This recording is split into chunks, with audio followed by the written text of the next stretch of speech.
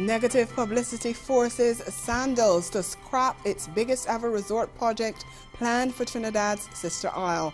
Our top story in Caribbean Newsline for Tuesday, January 15th. From the CMC News Center in Bridgetown, I'm Dawn Paris. Good evening. Sandals Resorts International on Tuesday announced it will not proceed with its resort project in Tobago, which was to be the biggest ever undertaken by the group. Chief Executive Officer Gebhard Rayner told a news conference that the decision to retreat was the result of constant negativity from some quarters in TNT, including from the media. Last year, Finance Minister Com Inbert said the construction of Sandals and its family-oriented beaches resort side by side represented a major turning point for the Tobago economy. He said the hotel would have been owned by Trinidad and Tobago and equity partners and was in keeping with the objectives of the newly established Tobago Tourism Agency.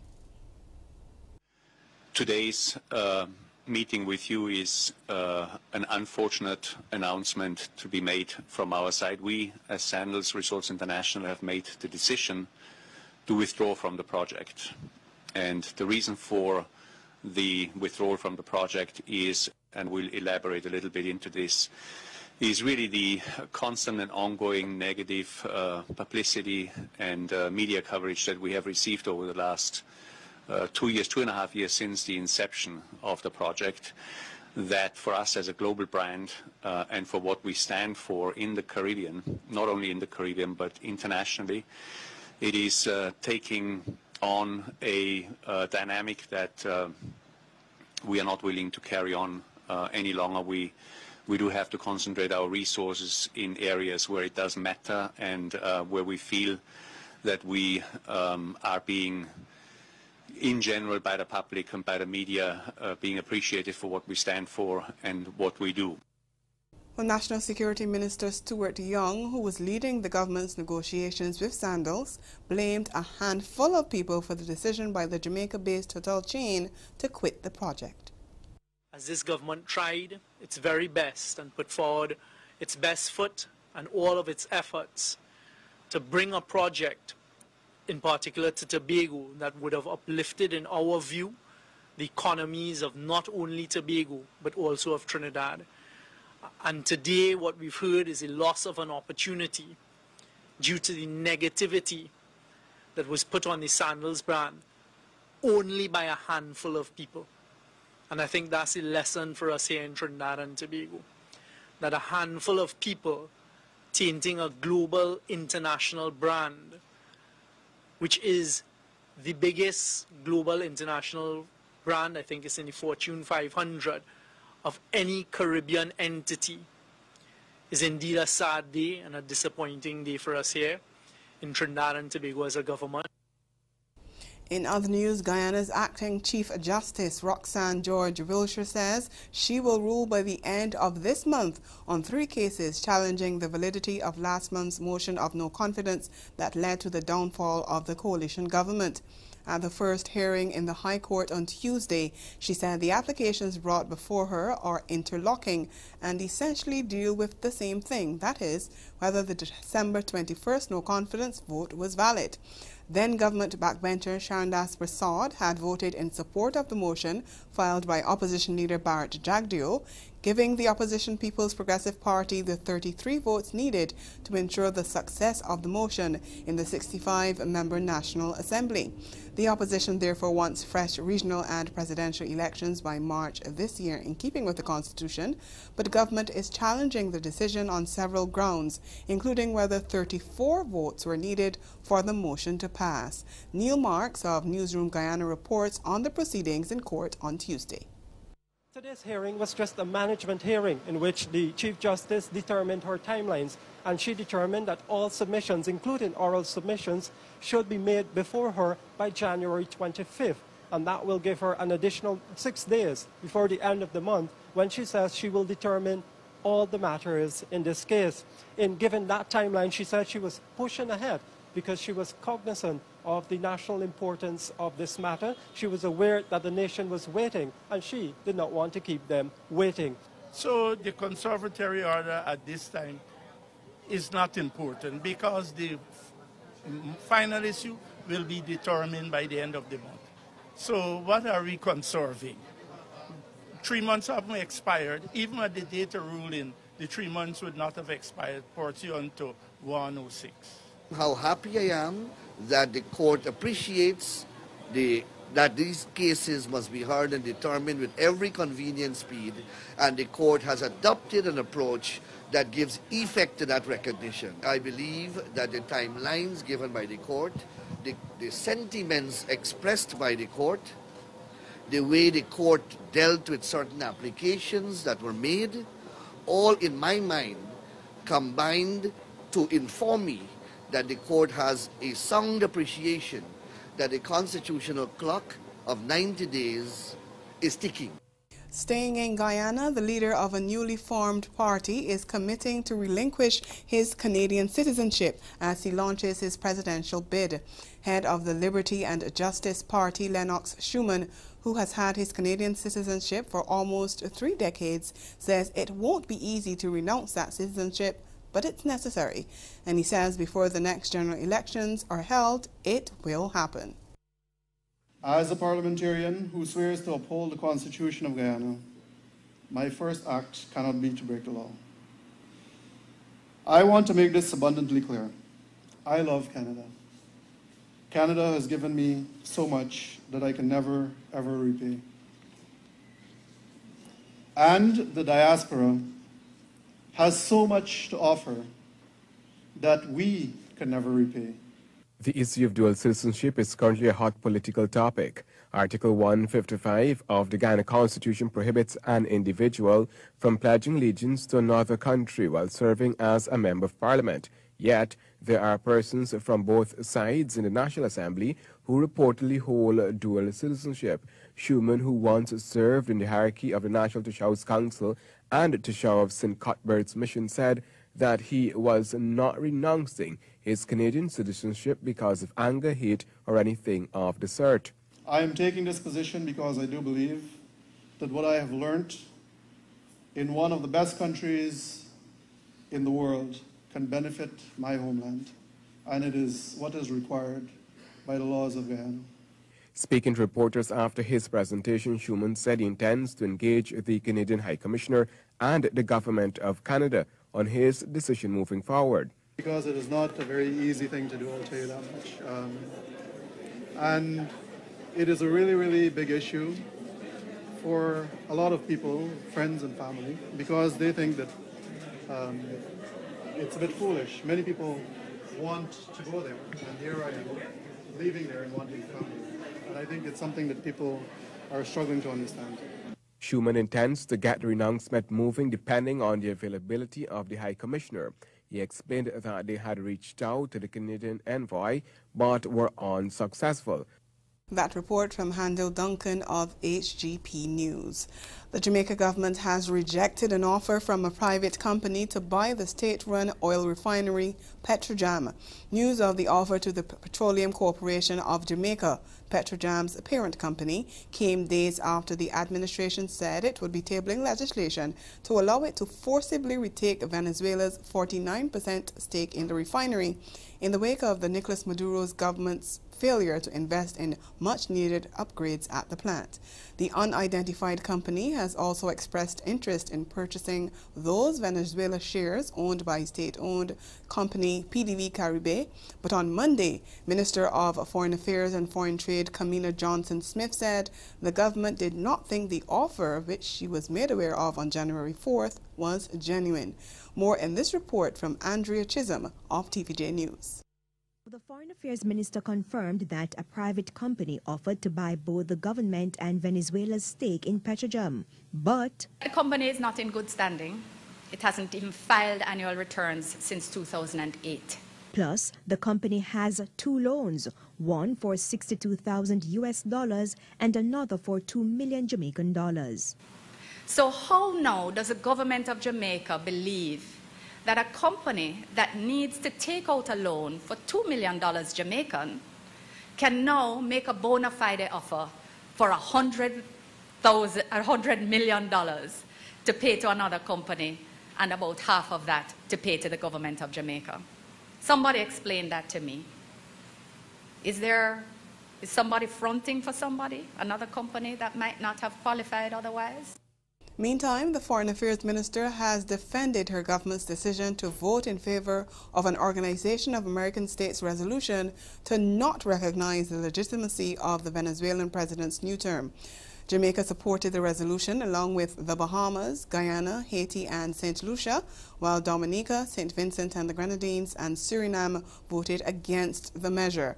Other CARICOM countries either abstained or were not present for the vote, which was taken last Thursday, the same day Maduro was sworn in for a second term in office. Johnson Smith said Jamaica voted on principle. Votes in favor of human rights, democracy, law and order, and the principle of non-intervention. Did America or any other foreign country put pressure on Jamaica to vote the way we did at the OAS? And if so, were we promised anything in return for that vote? That there was no specific request or pressure brought to bear or any quid pro quo sought in respect of the vote by Jamaica. Coming up in Caribbean Newsline, a call for members of the Public Service Commission in St. Vincent and the Grenadines to be removed. We'll tell you why after the break.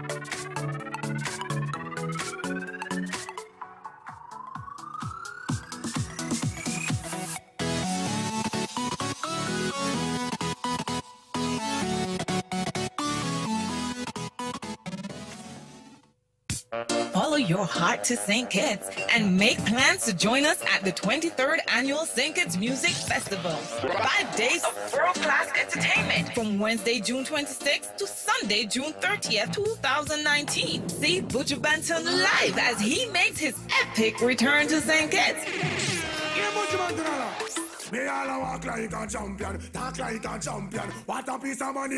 Also, French Montana and Davido. Popcorn and the legendary Smokey Robinson. This is just the first wave of announcements. Many more acts to come. For more information, log on to StKittsMusicFestival.com. The St. Kitts Music Festival, an experience like no other.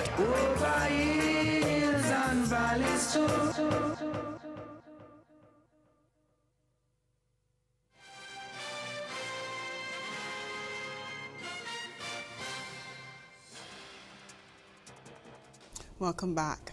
St. Vincent's opposition leader Dr. Godwin Friday is calling for the removal of members of the Public Service Commission, the PSC.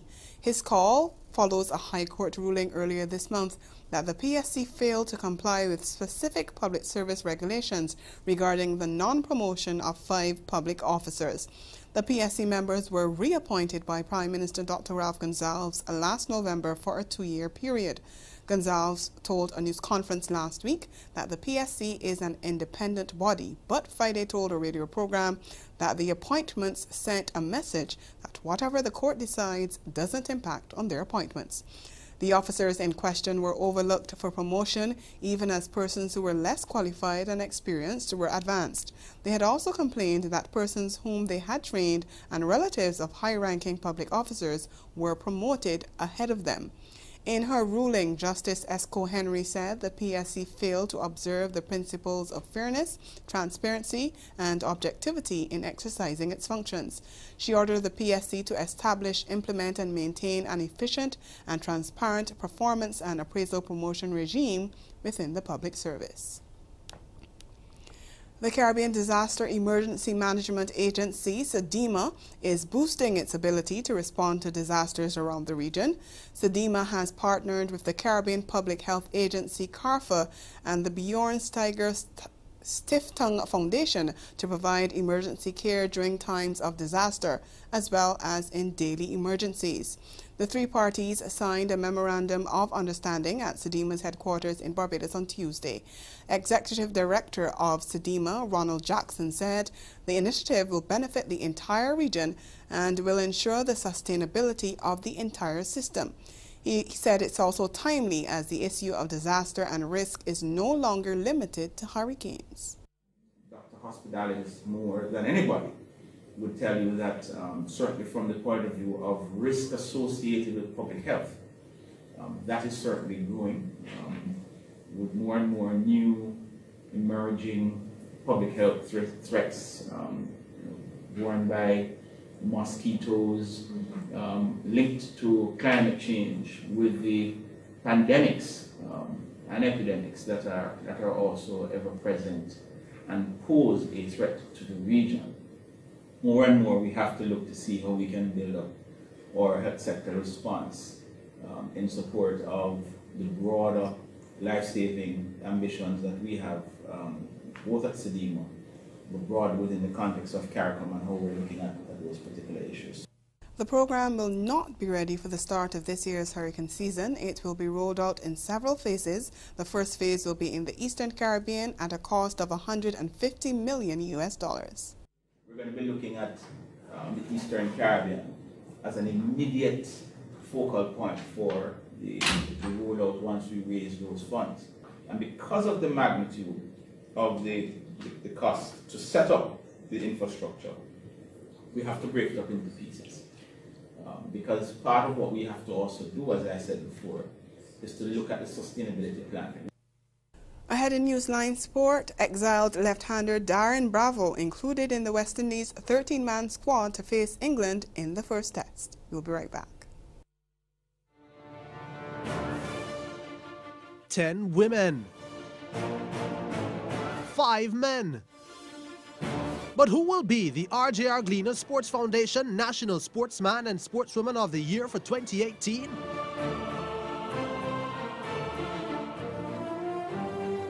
That's the 58th annual RJR Gleaner Group Sports Foundation National Sportsman and Sportswoman of the Year Awards, live from the Jamaica Pegasus Hotel on Friday, January 18.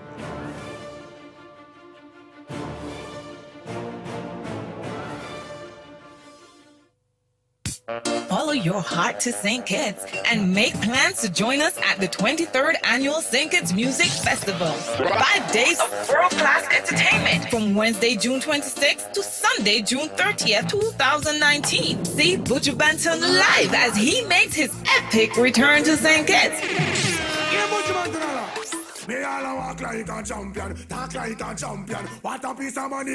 Also, French Montana and Davido. Popcorn and the legendary Smokey Robinson. This is just the first wave of announcements. Many more acts to come. For more information, log on to StKittsMusicFestival.com. The St. Kitts Music Festival, an experience like no other.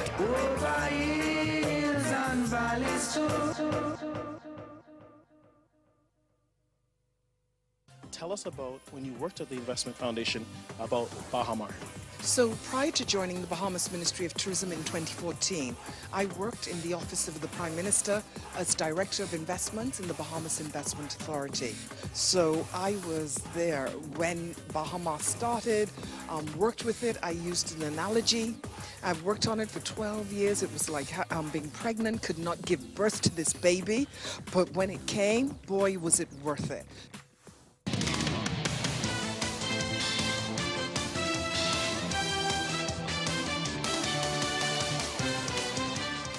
Continuing with sports, exiled left-hander Darren Bravo has been included in a West Indies 13-man squad announced on Tuesday to face England in the first test starting at Kensington Oval in Barbados later this month.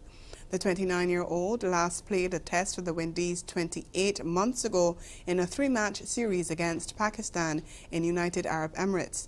The uncapped Windies A pair of Shamar Brooks and John Campbell have also gained call-ups, while fast bowler Alzari Joseph has returned as expected after regaining full fitness. The 22-year-old Joseph has found his way back into the squad after playing his last test 18 months ago, but there seem to be lingering concerns over his fitness, with 21-year-old speedster O'Shane William Thomas called up as cover. There is no room for leg spinner Devendra Bishu, while left-handed opener Kiran Powell has also been dropped. There was also disappointment for left-handed opener Chandra Paul Hemraj, who was overlooked despite his 623 runs last season and 144 against Barbados in the third round of the first-class championship 2 weeks ago. The first test is January 23rd, with matches also carded for the Vivian Richards Cricket Stadium in Antigua from January 31st to February 4th, and at the Darren Sammy Cricket Ground from February 9th to 13th. Meanwhile, the English are confident they can beat West Indies in hot conditions when the first test bowls off. This was revealed by England cricketer Sam Curran, who spoke with CBC's Sean Green on the eve of the first warm-up match between England and CWI Presidents 11. The pads, the bats, the gloves are all lying dormant now, but that will change in a couple of days' time when the English team is slated to take on the West Indies Presidents 11 in 2 two-day matches. All of this in preparation for the big test ahead, the first test which goes off at Kensington Oval a bit later this month. But first, this strong touring side will flex their muscle against the West Indies Presidents 11. Now, the last time the English were here, the series ended in a draw, with the West Indies celebrating a victory at the region's Mecca. But first things first, the two-day game to sharpen their claws. And with several big-name players in the squad, the likes of Captain Joe Root, an outstanding batsman anywhere in the world, and the king of swing, Jimmy Anderson, England, they're hoping to do well. But it's all about acclimatizing to the conditions as quickly as possible. I think it's one of those where we come out 10 days before the first test and try and get some match practice and practice our skills that we're going to try and put into play when we come up against the West Indies in the first test. So I think it's a great time to get used to conditions and adjust to the temperatures, and obviously get used to the environments we're going to be playing in for the next couple of weeks. Staying with cricket, there's uncertainty over whether the Talawas will leave their home base, Jamaica. Back in 2017, it was rumored the owners wanted the franchise to move its base to Florida. But CEO Jeff Miller has made a case for the franchise to remain in Jamaica. TVJ's Renardo Brown reports. The Jamaica Talawas are still in limbo as to whether the franchise will remain in Jamaica for the 2019 season.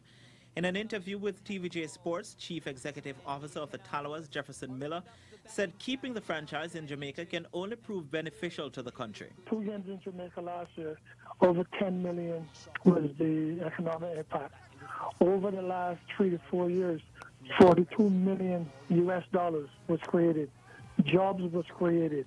Hotel rooms was created. Players was paid. It started out 19 million forced watch CPL in 2016. Over 200 million watch CPL last year. But Minister of Sport Olivia Grain says it is unlikely that the government will be able to offer financial help to keep the franchise here.